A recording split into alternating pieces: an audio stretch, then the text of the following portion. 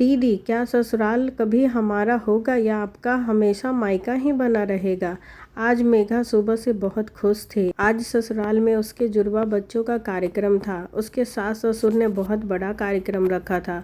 उसकी दोनों ननद के परिवारों, गांव के रिश्तेदारों और उसके मम्मी पापा, भाई भाभी सबको आना था।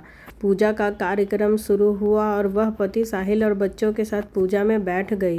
पूजा के बाद खाने का इंतजाम था। सब लोग पूजा में आते, बच्चों को आशीर्वाद देते। मेघा पूजा के समापन के बाद अपने मम्मी पापा और भाई भाभी से मिलने लगी। कुछ देर बाद उसके परिवार वाले चले गए तो वह बाकी के मेहमानों के साथ व्यस्त हो गई।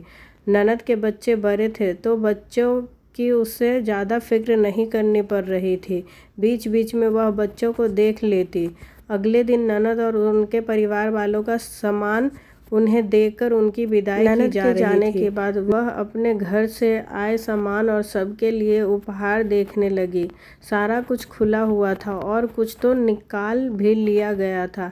मेघा ने अपनी सासू माँ से जाकर पूछा, मम्मी जी, कुछ उपहार वहाँ नहीं है, आपने किसी को दिए हैं क्या? मेघा की सासू ने कहा, हाँ, तुम्हारी ननद को जो पसंद आया वह ले गई। मेघा ने कहा, पर एक बार मुझे दिखा तो देते। मेघा की सास गुस्सा करने लगी, अरे ऐसा भी क्या होता, बहू से क्या पूछना और तुम हमें क्या बताओगी? मेघा चुप हो गई और बच्चों के साथ व्यस्त हो गई। अगले दिन वह भी पति साहिल के साथ शहर आ गई। उसने साहिल को भी सामान वाली बात बताई।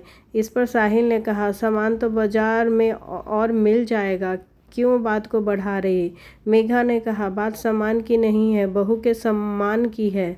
कम से कम बहू होने के नाते मुझे भी पता होना चाहिए। मिल जाएगा, तुम्हें भी अधिकार। अभी शांत हो जाओ। कुछ साल बाद मेघा के सास ससुर की 50वीं शादी की सालगिरह थी और सबने धूमधाम से सालगिरह मनाने का निर्णय किया।